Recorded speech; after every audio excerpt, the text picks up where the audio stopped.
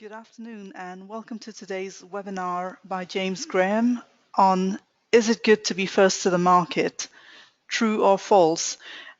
He's going to tell you all about that in the next few minutes, but before that I'm just going to run you through a few housekeeping tips, which actually the slide isn't here, but that's okay. I think you all know it anyway. Just to let you know that you will be able to hear this entire webinar again on our YouTube channel, and we'll send you the link to that in due course. We usually ask for about a week to be able to deliver it. You will also be able to view the slides on our SlideShare page, and again, this link will be sent to you in the follow-up email. When the webinar finishes, there'll be a little survey that pops up, and if you could give it a couple of your minutes, please, just to give us feedback as to how we've done, what you thought of things, what you'd like to see in the future, then that would be great. And also, as you're listening to James speaking, you might have some questions. And if you look at the bottom right of your control panel, you'll see a little question box. This is where you can communicate with us. So if you want to write your questions in there, then James has already planned to allocate time at the end to answer your questions. So without further ado, I'll hand you over to James. Thank you very much for being here. Good afternoon, everybody. I hope you're well. My name is James Graham. Let me just give you a little bit of information about me before we start. I come from a commercial background. I've got 12 years in senior management in the strategic sales and marketing space, followed by change consulting, that's strategy, transformation, execution. I've been consulting since 1993. I've also been doing learning seminars with Informa in the Middle East for a number of years. I've got global experience, and strategy formulation execution is what I do. Let's go through the agenda today and see what we're going to cover on the webinar. The first topic is some background and context. What is first mover advantage? We're then going to look at a case study about when an organisation who were first to market was successful. And we'll contrast that with a case study where the first mover advantage actually didn't succeed and someone who came later achieved market dominance. After that, we'll extract some conclusions from the case study and try and understand why being first to market is sometimes a great place to be and in other instances isn't. And we'll try and then move on and look at some frameworks to assess when it's good to be first to market and when it's good to be following. Finally, we'll have some questions and answers. And then, as Shuri says, when we exit the webinar, if you give us a little bit of feedback, that would be really helpful so that we can make sure we do a better job in the future, give you what you really need. So let's start. The case study that we're going to start with is based on a definition of first mover advantage.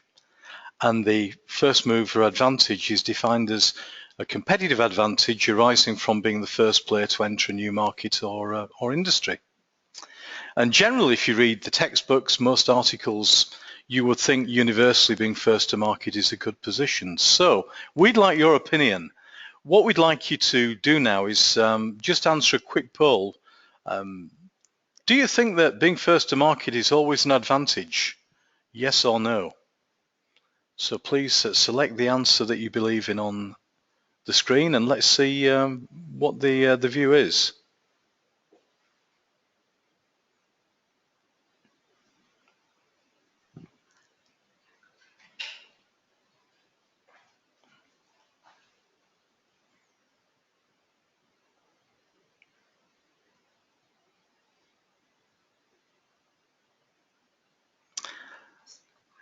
So it would seem that we have about a 50-50 split. Half the people on the call believe it is an advantage and half of the people on the call think it isn't. So that's going to be an interesting issue to discuss now when we go through the case studies. Let's firstly talk about something called a blue ocean, because this is a theory that's very, very related to being first to market. Blue ocean strategy is a theory. There's a very good book written by Professor Kim and Professor Moborn in 2005, recently updated in a paper in Harvard Business Review, that says a blue ocean is the ability to find a space in the market where nobody else is able to compete with you. In other words, you have this lovely space where you're able to dominate the market. Obviously, that's a highly attractive place to be. Now, why is this important to first mover advantage? Because sometimes just simply being first into a new space creates a blue ocean. One of the examples here we're going to discuss about later on is Coca-Cola and Pepsi-Cola. Coca-Cola were the first to market by 13 years. And talking globally, not in the GCC region, which is a little bit different, Coca-Cola has always been the #1 brand in cola globally. Even though Pepsi have challenged very, very hard, they've never managed to be #1 in terms of volume sales. So in this instance, being first mover was a major advantage for Coca-Cola, and we'll look at the reasons for that shortly. However, sometimes blue oceans can become highly competitive. And then we move through a sort of pink ocean with some competition to a red ocean where you have many, many competitors feeding frenzy over market share, trying to get business, often indulging in price wars and other discounting to win share. And that very, very quickly can ruin the market.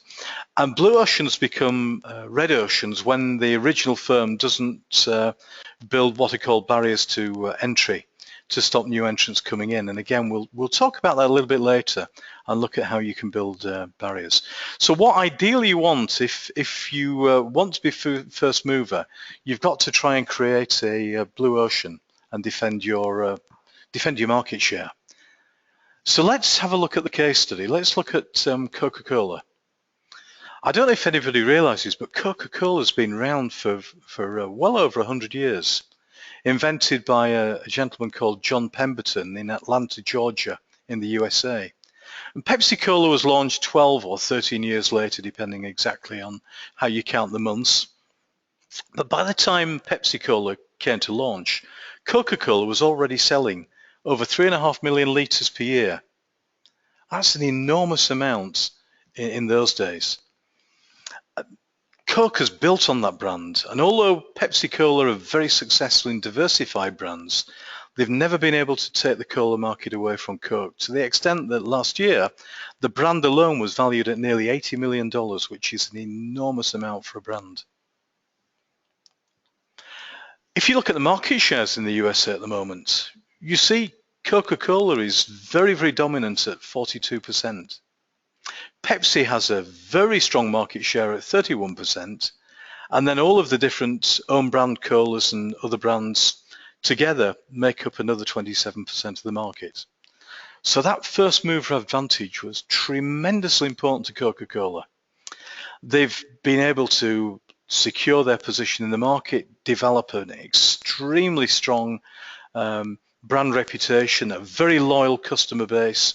In many ways, Coca-Cola customers are very similar to Apple customers, where you get almost a blind loyalty to the brand created by a perception of this great product. Equally, people who like Pepsi are really, really devoted to that as well. 31% in many circumstances would be a market-leading brand share. It's huge in many markets. But in the cola market, it's been #2 to Coke ever since 1886, or rather 1899 when Pepsi entered the market. So in this instance, being first to market allowed Coca-Cola to build a very, very strong brand that they defended year on year. Why did Coca-Cola succeed? Why were they able to defend this market share? Well, largely the cola products are pretty much the same as they were 120 years ago.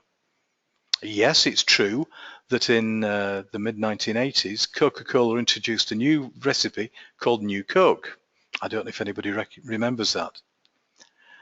The reason New Coke was introduced was that Pepsi-Cola was beating Coca-Cola in the what they call the Pepsi Challenge blind tests. Pepsi, they say, is slightly sweeter than Coke, and if you're having a small amount, it's more attractive to most people. When you have a full bottle, many people prefer the slightly less sweet taste of Coke. So New Coke was formulated so that Coca-Cola could get parity in blind tests. New Coke was a disaster. The people who liked the original Coke recipe were outraged, there were protests, and they absolutely refused to accept it as a brand. To the degree that the CEO who introduced New Coke admitted that they got it wrong, and they reintroduced the original recipe as Classic Coke. A few years later, people were buying so much Classic Coke and so little New Coke that New Coke was very, very quietly withdrawn, and we've never seen it again. Occasionally you get new versions, you get lemon twist Coca-Cola, but largely the original classic recipe is still the #1 brand in the US, and I believe at the moment that the #2 brand is Diet Coke, with Pepsi in third place. That original 13-year lead globally made a big, big difference to building a loyal customer base. Now we know that Pepsi has always been the main leader in the Middle East region, and it has a huge market share. It's nearly 75%, but globally, Coke is the world leader. And it's the brand that keeps people loyal. The brand is so strong, and likewise, the Pepsi brand at #2, no one's ever threatened Pepsi in #2. So this literally is two giants working in a marketplace, and everyone else is really a very, very small player compared to Coke and Pepsi. So that's an interesting case study. Being in there first was definitely a big advantage to Coca-Cola, as being in second was a big advantage to Pepsi over #3 or #4 or #5. We don't even know who #3 and #4 and #5 are because people don't generally track that. Now that's a clear example of when being first to market succeeded, and the one or two themes as to why that success arises from being first that we can develop later on in the presentation. What we're going to do now, though, is look at a case study where being first to market was not so successful. And this case study, this rather old-looking piece of equipment, is a Sony Discman. Believe it or not, that Sony Discman was launched 23 years ago. And basically it played a form of optical disc which were inserted through the slot that you can just see in the bottom of it. What was this device, the Data Discman? It was basically a device to read ebooks, and it came to market 15 years before the Kindle. So it was well ahead of his time.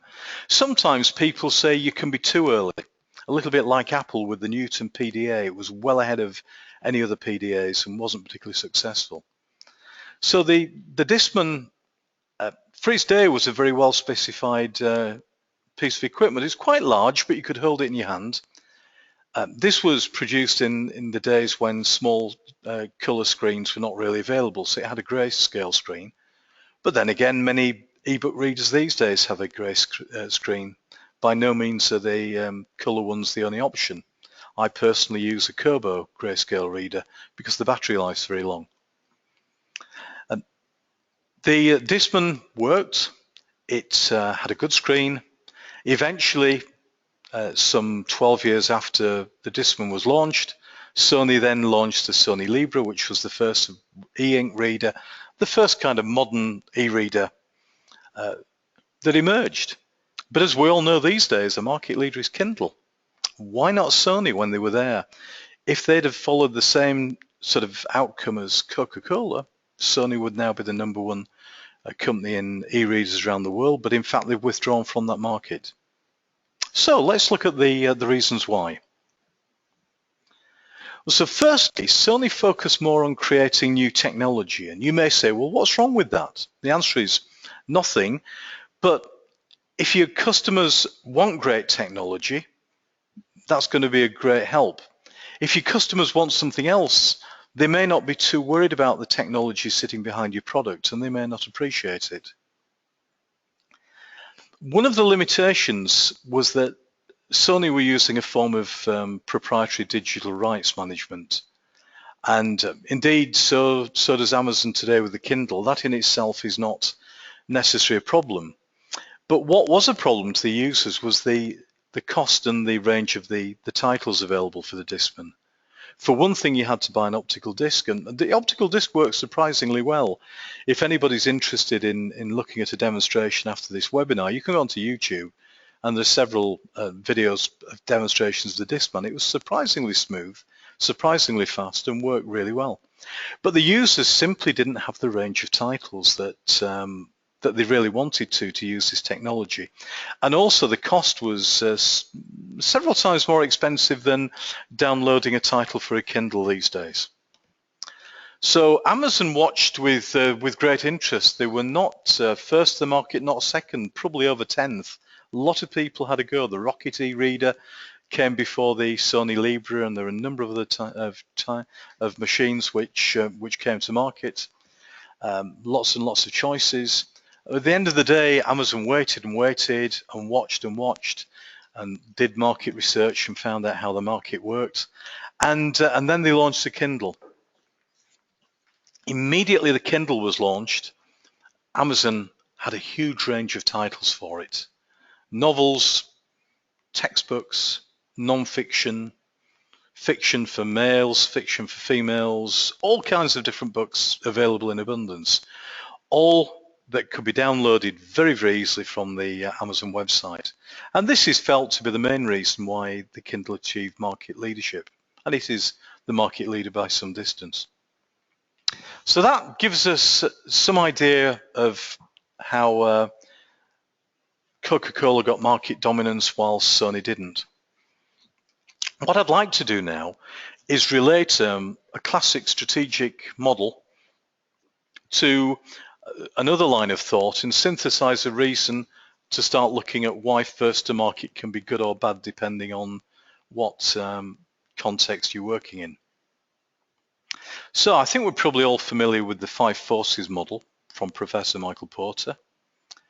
And that starts off by saying that in a competitive market, we have industry competitors who engage in fierce rivalry. So in the e-reader space, you have general tablets like iPads playing against specific devices like Kindles. Even large mobile phones potentially can be used to read books on. You have potential entrants to the market. People can invent new devices that are slightly better in the same way that Amazon entered the market. Barnes & Noble launched the Nook Kobo, launched their range of e-readers, incremental developments of what's already there. But obviously, the more people playing in the market, the harder it is to secure a large market share. So there's intense rivalry there as well. We have the various different buyers looking for the best products, and the buyers will buy the products they feel best suits their need. That's why the Kindle established such a quick market dominance, because the need was really the material, not the player, in the same sense that when we listen to music, we can listen to it on an iPad, an iPod, an iPhone, or any other phone or any other device, and to a large degree, we're getting the same type of very good experience, and depending on whether we want one or more devices, we may make different choices. Interesting that Apple, in developing the iPod, the iPhone, and other players, also invented iTunes, which acts as a very strong barrier, because once people get committed into managing their libraries through iTunes, it becomes very easy, and the motivation to go to another system is somewhat lower. Same to some degree with Amazon and the Kindle. You can manage all your books through one very easy sort of website. Then we have the forces created by substitute products. The Discman was substituted by the Rocket e-reader, and eventually that was beaten by the Kindle. Who knows what's going to come along and Maybe the next phone will be a completely universal device that is a telephone, an e-reader, a music player, and other things already. The market changes very quickly. And then we have obviously suppliers supplying. Now the top arrow there, you see market velocity.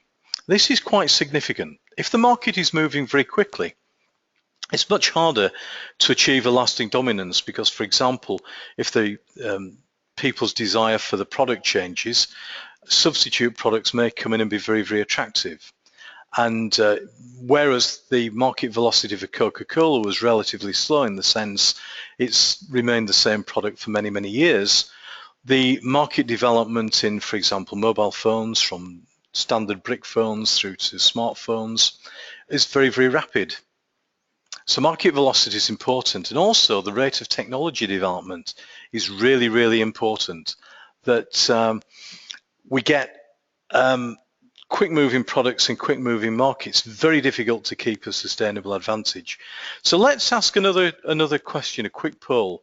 How many years did it take for the fixed line telephone to gain a 70% market share? Was it 20 years, 30 years, 40 years, or 50 years? What we'd like you to do now is just select what you think the time period was.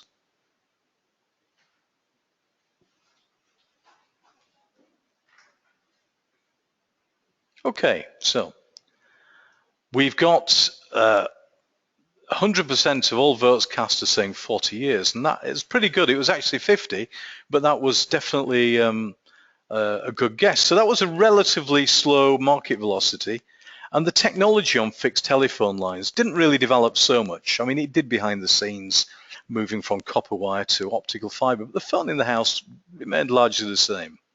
Let's ask another question now. How many years did it take for the mobile telephone to gain 70% market share? So please cast your ideas.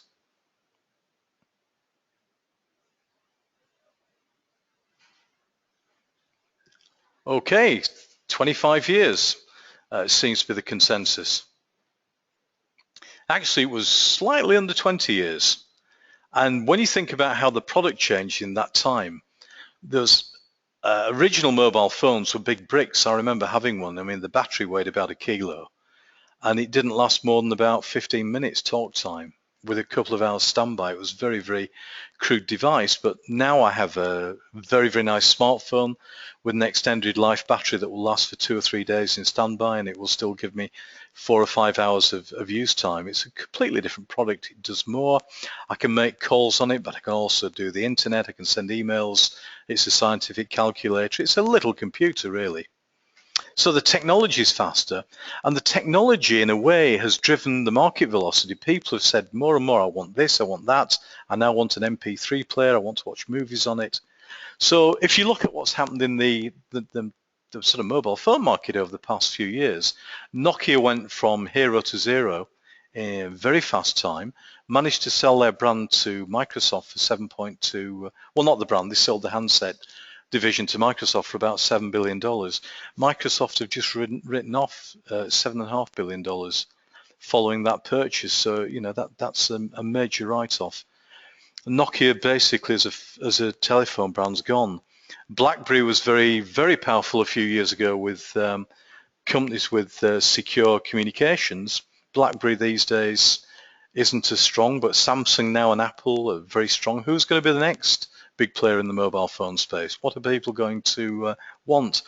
It's quite possible market leadership will change again in the next couple of years, and we'll be even more demanding as buyers of our mobile phones to push the technology developers forward. Now, in a very fast moving market, we see that getting the entry and exit timing right is absolutely crucial if you're going to make a first mover advantage. And we also know now that unlike Coca-Cola, who have been in the game for a long time, sometimes getting in and out of the market very quickly allows you to take first mover advantage and then move on before the market becomes saturated and no longer attractive. Let's have a look at how we work this out. So let's say we have a break-even figure represented by this dotted line. That is the amount of money you have to make to recover the initial cost of your product. And then when you get beyond that line, you go into profitability. The green line here represents your revenues. So you can see once past a certain point, you're into profitability. The question remains, at what stage do you wish to withdraw? Now, really, you'd like to make a profit and get out of that market at the right time, so you make a good profit, you don't get involved in cannibalization of the market, discounting and other factors. What you do want to avoid is making a loss, never getting to a position of profit in the first place. This is where we tie in again potentially with the red ocean and the blue ocean. If you can establish a blue ocean, and if you can get the timing right so that you dominate that blue ocean, as it slides towards the red ocean, if you can't keep the barriers high, and in a fast-moving market it's very difficult to do that, then you can still make a very, very nice return so long as you understand when to exit and sell your business on to someone else. So we know that entry and exit is a very, very crucial aspect. Of course, the other thing that you can do to increase the length of time you can make a profit out of a market share is to build barriers. So how do we build barriers? It seems there are three classic ways. The first one is achieving and maintaining a technical edge and keeping that moving along. We'll look at some examples of this in a minute. The second one is by becoming the key player and dominating scarce assets so other people can't get those. And the last one is by building a loyal customer base. So let's look at some examples of people who've done that.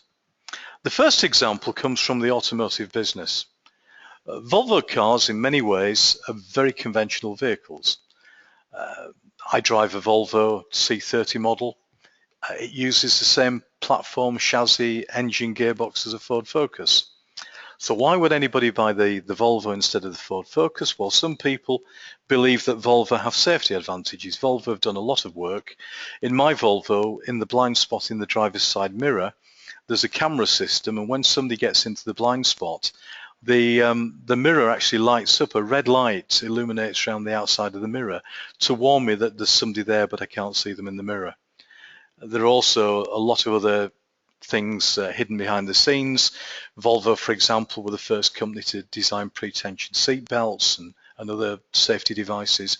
So people who like safety will often buy a Volvo and believe that Volvo are a better car for safety. So that creates a barrier. Saab, for example, another very good Swedish car company, have now gone out of business, but Volvo is still there, very much based on this reputation for safety. The next example, dominating rare resources, would be a good example of that would be De Beers, the company who sell diamonds. De Beers actually control nearly 35% of all the diamonds sold in the world, and this, whilst it doesn't give them a completely free market, reduces the opportunity for other people to come in and attack them to a great extent, and they work very hard to maintain that exclusivity. Finally, creating a loyal customer base. We could have used Coca-Cola, but as we already used that, let's think about Apple. Most people who have Apple products are passionate about them. People who don't like Apple products will say, yes, but I can do more with my smartphone or tablet. And the Apple people don't care because they see so many opportunities, so many advantages in the Apple product, in its design, its ease of use, the style, the quality of the materials, that they will stay a loyal customer, and they'll upgrade from one iPhone to another, from one iPad to another, and stay loyal to the brand. And that creates a very, very difficult situation for competitors. And that's one of the reasons that Apple has shown tremendous strength and tremendous consistency of development over the past few years. If we look at classic strategy modeling, if we build on some of the examples of how you're going to compete, a model from the 1980s from a gentleman who was the former head partner of McKinsey & Company in Japan, Kenichi Omai, looks at 4 routes to competitive advantage, and this is quite interesting in choosing whether you go for a blue ocean market or whether you compete wisely in a red ocean. It gives a clue to how you can get competitive advantage by being actually first to market or later to market. If we start in the top left-hand corner, if you want to compete wisely with an existing product, you need to understand the key success factors that will make you successful in that market. And you need to focus on differentiating functional capability. What does this mean? Let me explain using an example. If you look at Dell Computer Company, Michael Dell started assembling computers when he was at graduate school, and he was looking to make some income. Eventually, he was so successful, he dropped out and pursued the business and built it into a very successful global brand. It's still a major player. Michael Dell understood the key success factors. He was unable to stock a large amount of computers because he didn't have the space or the finance, and he understood that most computer companies in the days when he started had distributors and dealers who would do that. So he came up with the concept of building to order, give people what they want, take their specific requirements and build a computer they like. Well, that worked for him very well. It's now pretty standard. If you look on any consumer computer site, you're able to build your own computer specification. That's no longer a differentiator, but in the early days that allowed Dell to be extremely successful. And the other capability that they built very well was servicing on site.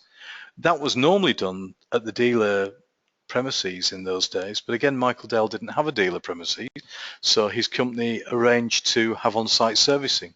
Once again, that's now industry standard, but it gave Dell an edge in those early days to build a name, and they're now a very, very highly respected organization. Moving down to route 2, you could have a look at the airline industry. If you take someone like Air Arabia flying out of Sharjah, how can they compete with huge neighbours such as Emirates? They aim for relative superiority. They don't compete directly. They don't try and fly into Dubai. They operate out of Sharjah. They offer people a different deal.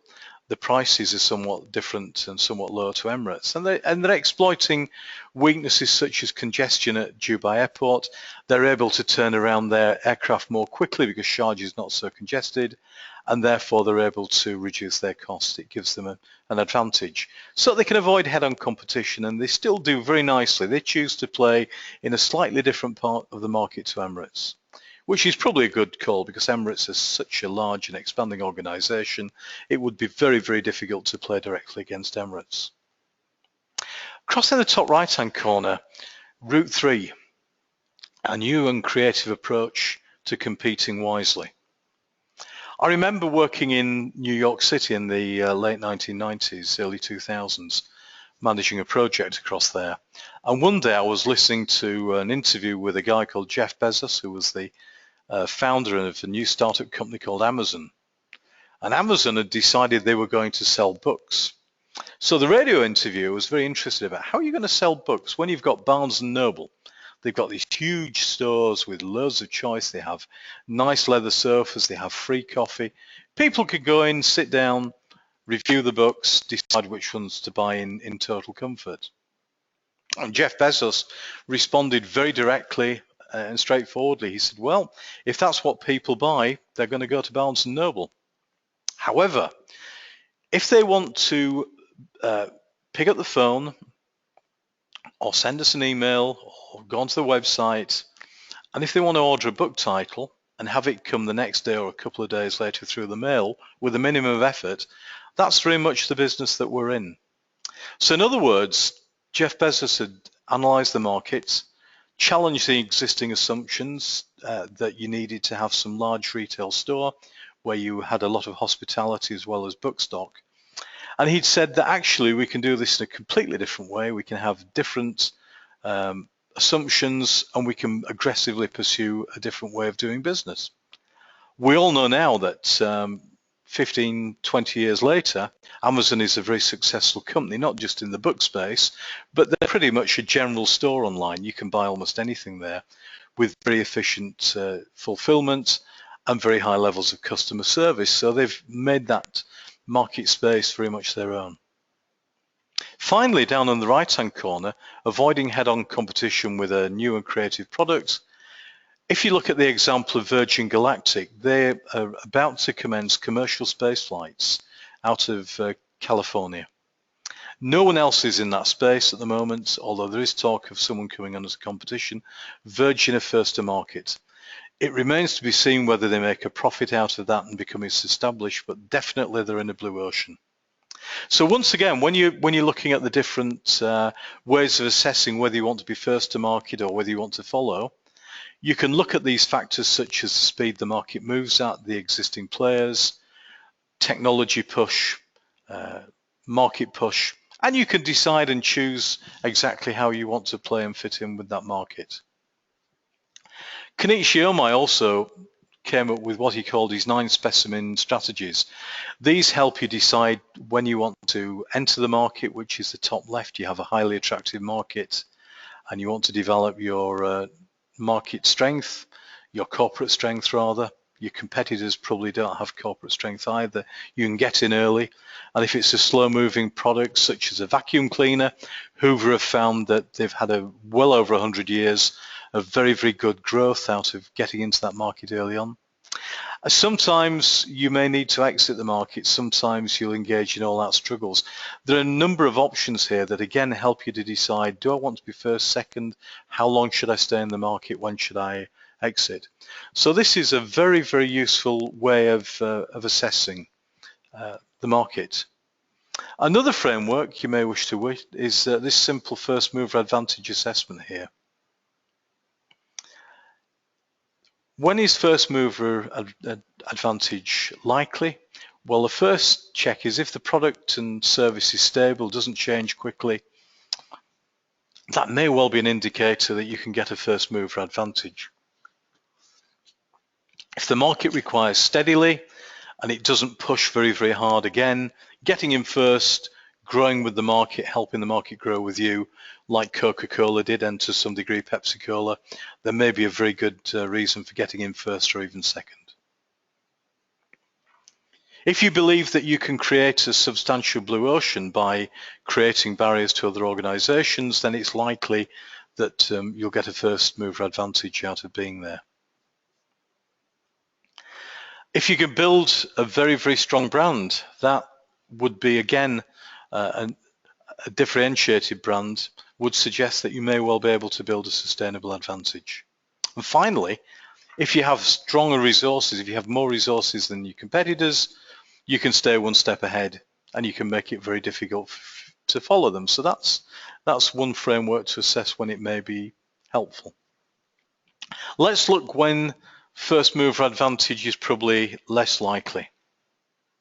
Well, if you're vulnerable to disruptive competition, for example, Polaroid had virtually blue ocean with instant photography, and then the digital camera was invented, and it destroyed that market very, very quickly, and it moved very quickly to digital image. We no longer needed very clever photographs that would use traditional chemical films to allow instant photography. And that was classic disruptive competition. And when you have disruptive competition, it can change very, very rapidly. The second condition is market developing rapidly. As the market changes, as within the e-reader market, people are able to come in and provide a rapidly developing market with what it wants. The same thing with the smartphone market. The technology and the market change. People are very disloyal to brands. They change very quickly from one to another. If you think the blue ocean will quickly turn red, if it's not going to be feasible to build strong barriers, then you're probably going to be best to plan, if you're going to want first mover advantage, plan to do it very quickly, make your profit out of it and walk away, either sell the business or close down the business, walk away and then use that money to invest in something else. That would seem to be the right strategy. Finally, if you believe that you're not as strong as other players in the market, maybe you're better following and looking for opportunities to share in the market rather than trying to lead it. So this is just a very, very quick assessment framework we believe will help you understand when it's good to be first and when it may be wiser to follow. So in conclusion for today's webinar, first mover advantage is not guaranteed. To get there, you may need a lot of financial strength, and sometimes second, third, or even further to market wins, as in the case with the Kindle. In a way, what can happen, unfortunately, is that your innovation and pioneering and investment may actually create the market for other people, which is clearly not attractive. If you're going to go for first mover advantage, you have to be very, very switched on, including to what your customers need. They know what they want. Sometimes they don't want the best technology, they just want the best product at the time. And the brand and the trust in your brand is absolutely crucial. So in conclusion, is it best to be first to market? It depends. And hopefully today we've given you some indicators how you can make that assessment and decide with your new products how you're going to position them. So what we'd like to do now is invite you to submit any questions. We've got time for 2 or 3 questions. So if there's anything you'd like to ask, please enter them now into the text box, and I'll respond to those immediately.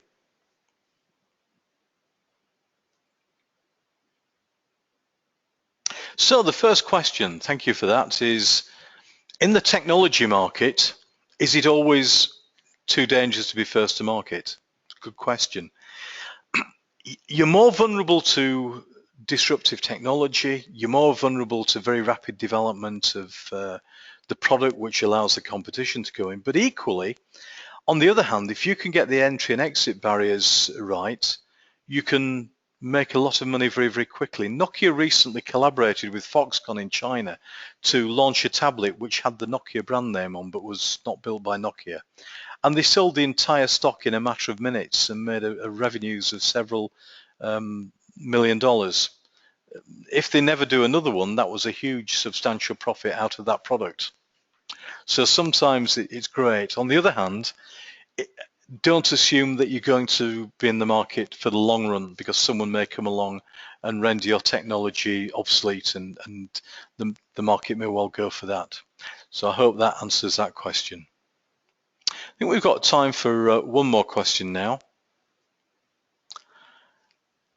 Okay, the second question I'm going to answer is, has the rate of change in markets generally got faster over the past 20 years? Good question once again. I think in some markets it has, especially technology related markets. Moore's Law, Moore was the CEO of Intel who predicted that every 2 years or even 18 months, the technology would deliver twice the capability for the same price.